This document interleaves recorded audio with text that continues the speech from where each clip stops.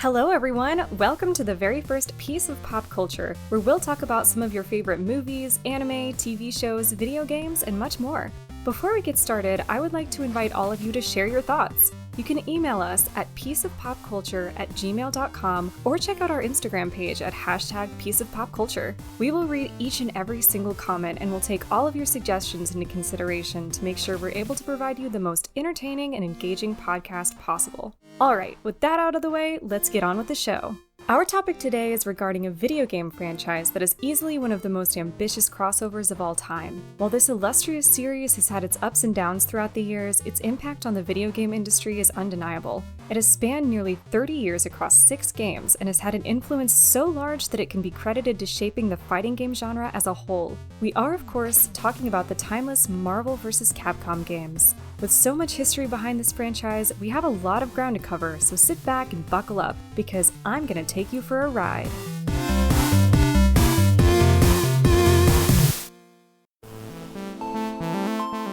Of all the Marvel games made by Capcom, Marvel vs. Capcom 2 is considered to be one of the best fighting games of all time, and until very recently, there were very few ways to legally play this game. However, with the recent announcement of the Marvel vs. Capcom Fighting Collection Arcade Classics, you will soon be able to play this game on your PlayStation or Nintendo Switch console. Sorry, Xbox owners. One of the reasons this collection is highly anticipated is because these games are not accessible due to a myriad of licensing issues. Additionally, the franchise was unceremoniously killed in 2017 with the release of the disappointing Marvel vs. Capcom Infinite, but I'm getting ahead of myself. For those of you unfamiliar with the series, Marvel vs. Capcom is a 2D fighting game. As the name implies, you are able to choose from both Marvel and Capcom characters, and most games in the series allow you to choose multiple characters at once for team battles. Because of Capcom's incredibly successful Street Fighter series, the Marvel vs. Capcom games shared a similar style. Like Street Fighter, you had a hyper meter that could be used to unleash special super moves to deal a lot of damage. However, unlike Street Fighter, Marvel vs. Capcom was much more wild and chaotic to help simulate the raw power of these superhuman characters. As iconic as this gameplay has become, the series didn't start out this way. Despite Capcom's collaboration with Marvel being known for their stylish fighting games, their partnership actually began with a classic beat-em-up similar to Streets of Rage called The Punisher. The Punisher was released on the Sega Genesis and as an arcade cabinet in 1993. It has been mostly lost to time, but was praised highly at the time of release and is remembered fondly by those old enough to play it at its release. Before the aforementioned Marvel vs. Capcom collection, the last time this game got a re-release was on the Sega Genesis in 1994. Nick Fury was also playable for the second player, but according to TV tropes, that role was initially meant for Daredevil. It's unclear as to why Daredevil was removed, but licensing issues would probably be the best bet considering how confusing those can get. The scene that would eventually become Marvel vs. Capcom wasn't planned until 1994 with the release of X-Men: Children of the Atom, which featured the iconic gameplay the series would be known for. The roster came in quite small, offering only 11 characters, but came with flagship characters like Wolverine, Cyclops, Colossus, and Storm. At the time, Capcom's decision to make an X-Men-centered game was quite genius due to the incredibly popular animated X-Men show. In fact, Cal Dodd and Norm Spencer from the animated show reprised their roles as Wolverine and Cyclops respectively. In spite of the name, this game is technically the first crossover of Marvel and Capcom. Albeit a secret character, Akuma was playable and could duke it out with Marvel's finest. Children of the Atom loosely followed the Fatal Attraction story from the comics. The story involves the X-Men holding a tournament to determine who is strong enough to take down Magneto, which provides the setting and reason all the X-Men are fighting against each other. The stages featured are of famous locations from the X-Men comics, which helped with the immersion. One stage, the Danger Room, would actually change while the match was going on. For those of you that don't know, the Danger Room is where the X-Men would train. It could produce holographic images with robotic training dummies to help simulate battle or danger for the X-Men. While the stages provided a beautiful backdrop, the over-the-top super moves were also incredibly flashy and stylish, which helped keep the game engaging. In fact, Children of the Atom is credited for popularizing the super jump and air combos that you often see in fighting games today. Furthermore, Capcom took advantage of X-Men's bright, vibrant colors, and it helps make the game look beautiful. Children of the Atom was an instant hit, being listed as the 5th most popular game in Japan and the most popular game in North America. Children of the Atom's success encouraged Capcom to make a bigger and better sequel. In 1995, Marvel's superheroes expanded the roster, giving us fighters like Spider-Man, Iron Man, and Hulk. The game loosely followed the Infinity Gauntlet comic book storyline and was dedicated to Jack Kirby, a Marvel legend. He deserves his own episode. Considering the setting of the game, it's funny to think this game would have actually been more relevant now with the popularity of the MCU Infinity Saga.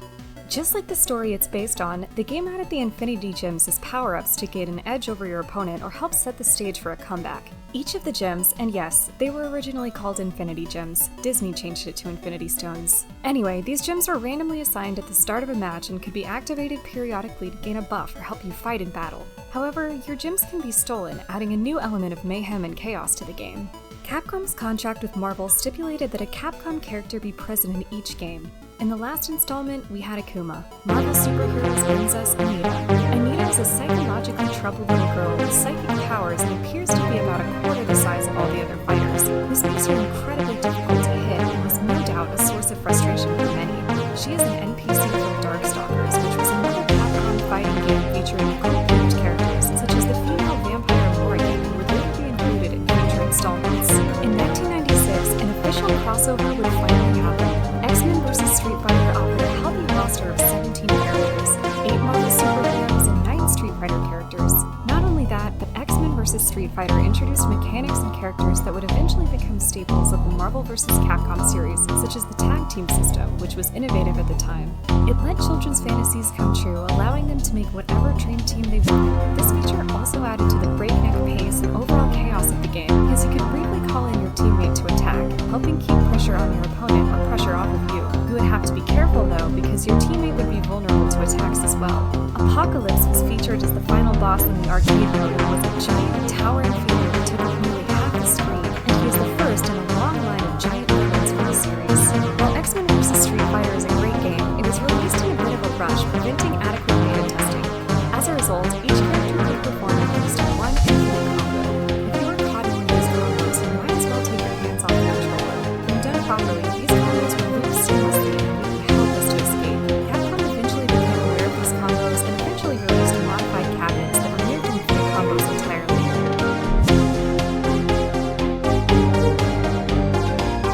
Unsurprisingly, this game was a massive success. Despite being from two completely different worlds, X-Men and Street Fighter fused together seamlessly. Some Street Fighter moves were even embellished to compete with the over-the-top ultimates from Marvel. For example, Ryu's Hadouken is traditionally a large ball, but was changed to a large beam. Following its release to consoles in 1997, the game was never re-released due to the X-Men rights being tied up between Marvel, Capcom, Fox, and Disney. But Disney's recent acquisition of Fox has helped the situation because it will also be included in the Marvel vs. Capcom Fighters collection. In 1997, Capcom released Marvel Superheroes vs. Street Fighter, which, unlike its predecessors, was a little underwhelming. The game didn't seem to add anything new and simply added different stages and characters. One notable character that was added to the roster was Norimaro. Norimaro was only available for earlier versions of the game, but Marvel hated his inclusion. Norimaro was apparently based on a popular Japanese comedian, Noritake Kanashi. It's a bit unclear as to why this character was added, but it was documented on Tunnels, a comedy TV show in Japan. The television show followed the character being created from start to finish. The name Norimaro was actually chosen as a result of a contest. Audience members were asked to choose a name, and apparently 13-year-old Akiyuki Uratani won the contest. Marvel found the character absolutely reprehensible, insisting the character to be removed. However, Capcom desperately wanted to keep Norimaro, so a compromise was made. Norimaro would only appear in Japanese versions of the game, but even so, Marvel was heavily against Norimaro's vulgar moveset and forced Capcom to remove various attacks. Not everyone at Capcom appreciated Norimaro's antics either. Capcom video game designer Yoshiki Okamoto hated the character and saw it as a silly publicity stunt. Fortunately for Marvel, Norimaro was unlikely to appear again due to his rights being divided among several entities. Besides Norimaro, there were some secret characters available to choose from, but they were simply palette swaps, which just meant it was the same character in a different color. These secret characters were Armored Spider-Man, Mecha Zangief, and Mephisto. Mephisto was just a red Blackheart. Developer Hiroto Ishikawa actually wanted the famous black symbiote suit from Secret Wars for Spider-Man, but the endeavor proved too arduous considering the time and effort required to successfully create this costume.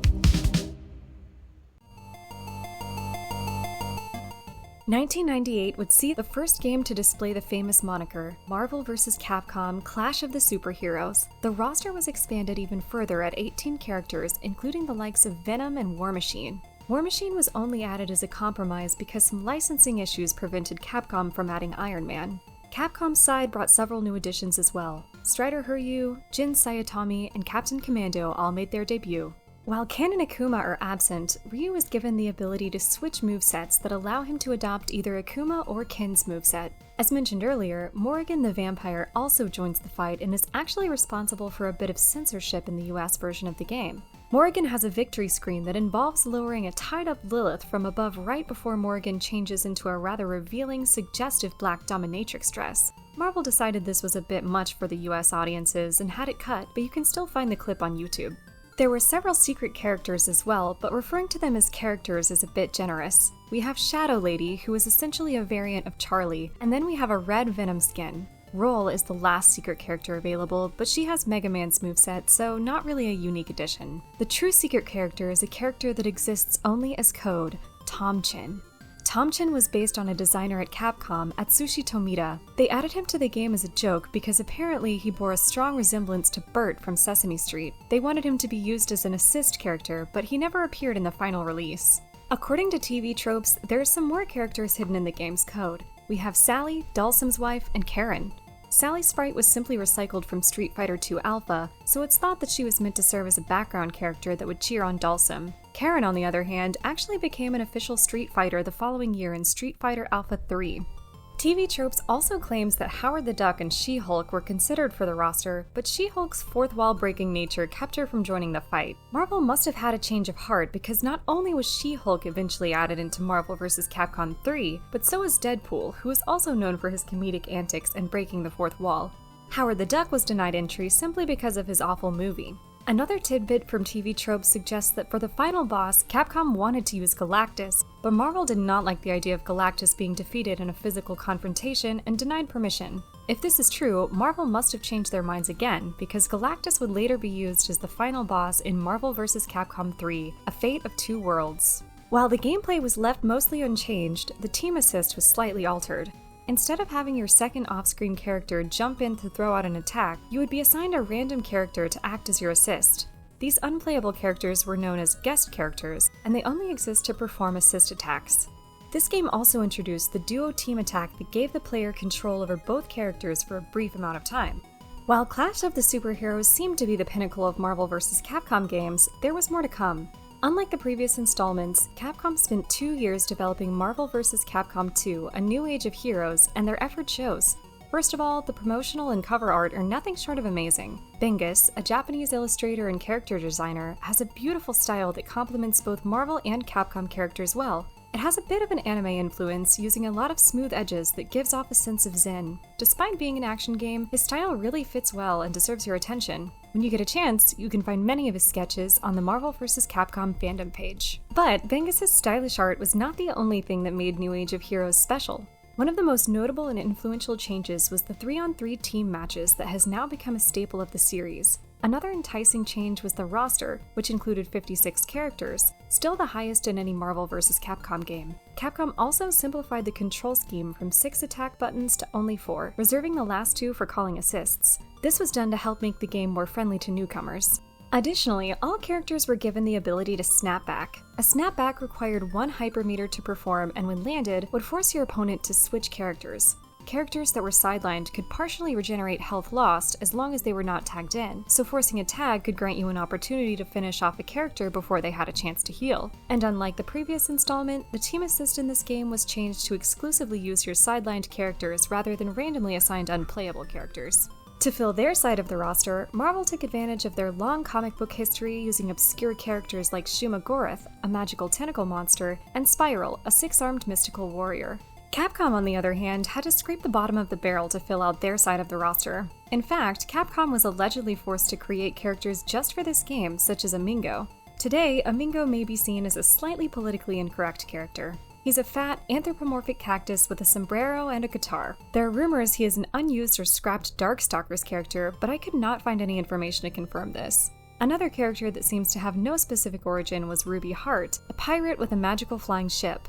Ruby Heart is also responsible for uniting Marvel and Capcom characters against Abyss, the first final boss to not come from the Marvel or Capcom world. Much after the game's release, Seth Killian and Yoshinori Ono claim Ruby Heart was based on a rejected character from Darkstalkers. Sun is another Capcom character that didn't quite come directly from a standalone game. Sun is a little monkey girl with a staff modeled after Sun Wukong from Journey to the West. Some might think she's from the 1980s game of the same name, but that's apparently her grandfather. Capcom most likely invented a younger version of the character to appeal to fans. She kind of resembles Goku, so that might have also inspired the redesign. With this incredible roster of fan favorite and obscure characters alike, it's no wonder the game was such a hit. While the roster has 56 characters, there are 2 Wolverines. One has longer claws that have a wood-brown color meant to represent bone claws, and another has shorter gray claws meant to represent adamantium claws. Apparently Capcom had originally wanted the bone claw Wolverine, but was forced to add the adamantium clawed Wolverine at the behest of Marvel.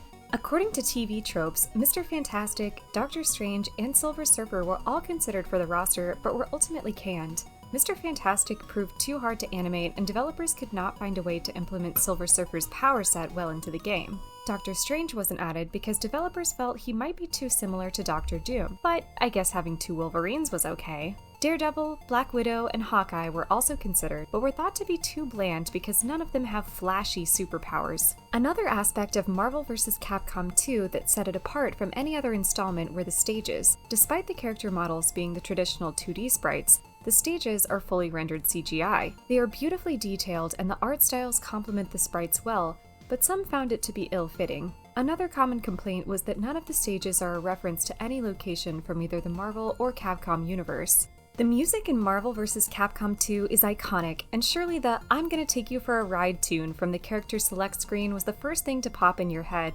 The music during the fights is another story. The beginning of the match sports some jazzy tunes, a breezy orchestration of piano and horns. While light, the music has a speed and fervor that is deceptively fitting with the tone and pace of the game. Some reviewers did criticize the music, arguing it simply did not fit with the energy of the game, but it did little to slow its mounting success.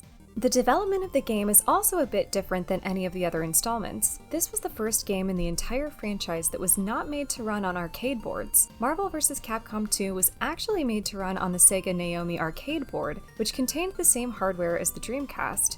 This effort obviously made it easier to transfer over to the Sega Dreamcast and is considered to be the most accurate port of the game.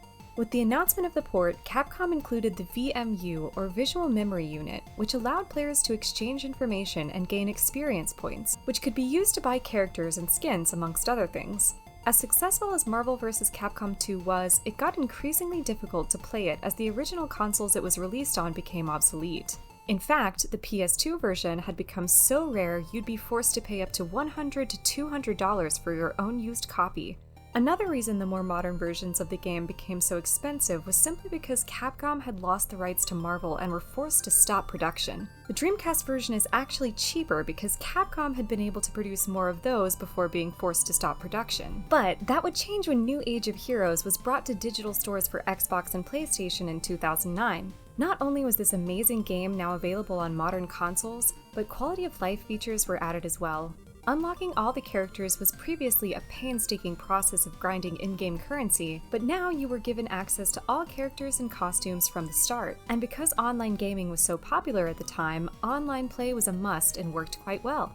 The game was given another breath of life, but its success was sadly short-lived. In 2013, Capcom was forced to take the game down due to licensing issues. For more than a decade, there was no legally modern way to play Marvel vs. Capcom 2. Longtime fans of the series actually began a #FreeMVC2 movement, creating a petition to re-release the game onto modern consoles. Their prayers were partially answered with the release of the arcade 1-up cabinet, but this cabinet was not cheap, coming in at around $200 to $300, not to mention the space required to house such a large item. Their prayers have only recently been truly answered this year, with the again aforementioned Marvel vs. Capcom Fighting Collection.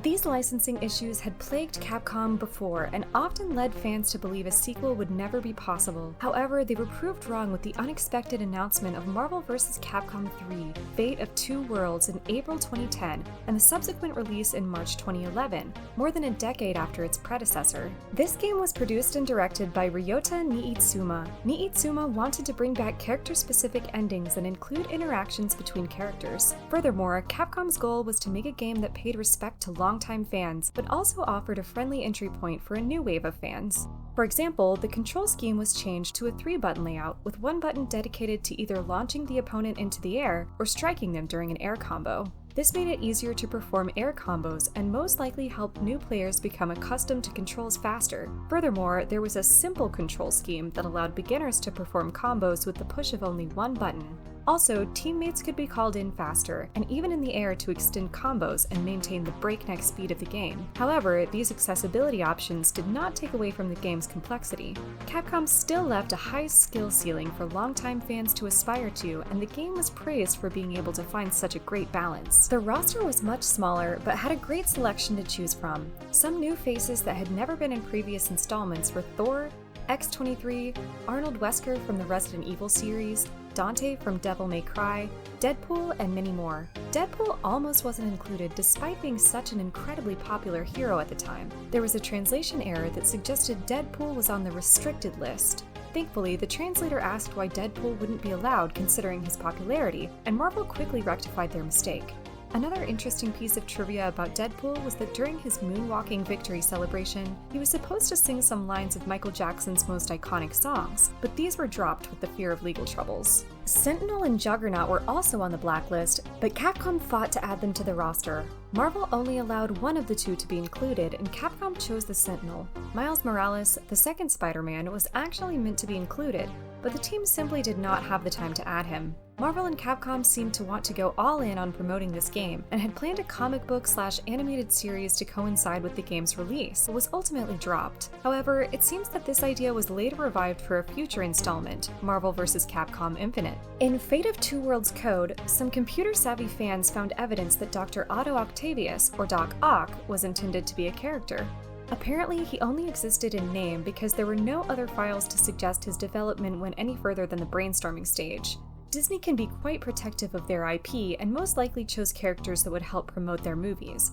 Apparently Capcom really loves Shuma Gorath, a giant green tentacle monster, so they fought to include him. Marvel rejected the idea but compromised, having him available as DLC.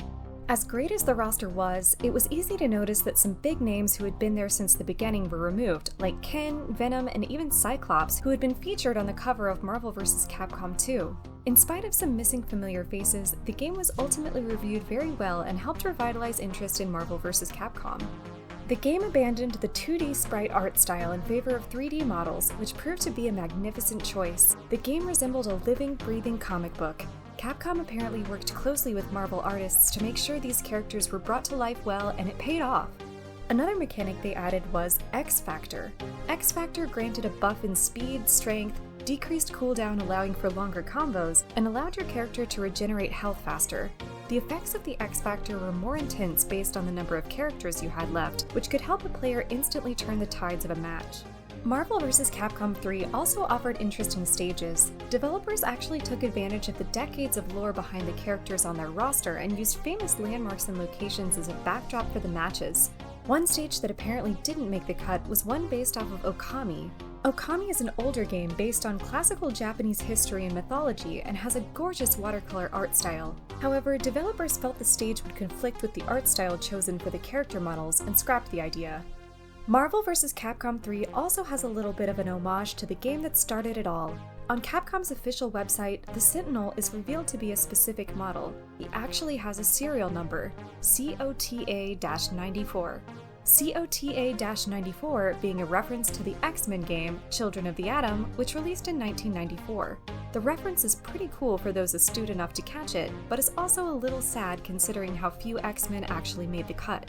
However, Capcom left their fanbase a little salty when they released Ultimate Marvel vs. Capcom 3 only 7 months after the release of the original Marvel vs. Capcom 3, which not only included a polished version of the game, but included new characters, such as Frank West from the Dead Rising games. West was actually intended to be in the original game, but strangely caused lag issues anytime he was on screen. The developers could not solve the problem before launch, so they simply shelved the character until the release of Ultimate. Another new face was Doctor Strange. In fact, Disney would not proceed with the game's development unless Doctor Strange was included. Moreover, they provided the exact dialogue, moveset, and even hand movements to Capcom, insisting that they be followed precisely. In addition, the game files actually show that Galactus may have been planned to be a playable character to some extent. There is a file for the announcer to name him, and many characters have a tagline meant specifically for Galactus. While Ultimate was an improved version of the original, fans were understandably annoyed. Capcom only offered Ultimate as a separate game, so those who had bought the original were essentially forced to buy the game again at $40. In spite of all this, the game was reviewed well and maintained, if not increased, its popularity. With Marvel vs. Capcom's popularity sitting at unseen heights for the first time in more than a decade, it's not hard to believe Capcom would want to keep the ball rolling with another game. However, at the end of 2012, Disney decided not to renew their license with Capcom and sought to create their own game, Disney Infinity. However, the game was abandoned in 2016, encouraging Disney to reach out to Capcom for a collaboration. At the end of the Capcom Cup, Marvel vs. Capcom Infinite was revealed for the first time and subsequently released in 2017. But there were glaring issues before the game was even released. Despite being an iconic part of the series, the 3v3 mechanic was removed in favor of a 2v2. In addition, team assists were removed. In its place, characters would use Infinity Stones to grant them different advantages. For example, the Soul Stone could be used to revive a downed teammate. Mark Evans, Capcom's director of production, said they wanted to try and make the game more friendly to newcomers, so they opted for a 2-character system despite the 3-character system being a core part of the series, and arguably responsible for its success. Infinite also included a 2-hour cinematic story mode, but it was harshly criticized for terrible dialogue and inferior animation. According to TV Tropes, the budget was astoundingly small. Some sources say the budget was half given to the team tasked with creating the Street Fighter V DLC, so this focus on the story mode most likely leached most of the funds. Compared to the 50 characters available in Marvel vs. Capcom 3, Infinite only sported a roster of 30 characters. In addition, only 5 characters were new to the series, and to add insult to injury, X-Men characters were removed entirely.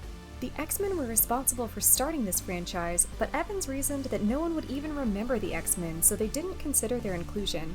It's possible Disney didn't want them included because Fox owned these characters and they only wanted to promote the characters they owned. Whatever the reason, the lack of X-Men was a terrible choice and one that longtime fans were quick to acknowledge. Despite being 4 years ahead of Ultimate, Infinite's graphics and art style suffered greatly. The cel-shaded art from Ultimate was abandoned for a more realistic look, perhaps trying to mimic the look of the MCU. This was heavily criticized, and the game itself was seen as a shell of its former self. The control scheme was changed from Ultimate, and despite having a button layout similar to Marvel vs. Capcom 2, it lacked any significant depth. Also, the cinematic narrative they spent so much time on added little to the game. Another nail on Infinite's coffin was the release of Dragon Ball FighterZ in just the next year. Ironically, Dragon Ball FighterZ was like a love letter to the classic Marvel vs. Capcom games, toting many of the mechanics that made Marvel vs. Capcom the legendary franchise it is today. Ultimately, Infinite succeeded in really only one area, that was the fall and near death of the once illustrious franchise. While Infinite is the most recent game, it hardly defines the series. Infinite's failure does not tarnish the reputation of Marvel vs. Capcom and is dwarfed by the overall success of the franchise. Marvel vs. Capcom is a timeless classic and will forever be one of the best fighting games of all time. Make sure to keep your eyes open for the collections released this year and to support the game. Who knows, with enough attention, maybe Capcom will take us all for a ride to a new Marvel vs. Capcom. Well, that's all I have for you today, but I'd like to hear about your thoughts on this series. Which is your favorite? Who is your go-to team? Let us know on our Instagram at #pieceofpopculture or through pieceofpopculture@gmail.com. And you can find me, your host for today, Jelly, on Twitch at twitch.tv/jellysupreme_. Thank you for spending this time with me, and I hope you've enjoyed your piece of pop culture today. I'll see you next time. Have a marvelous day.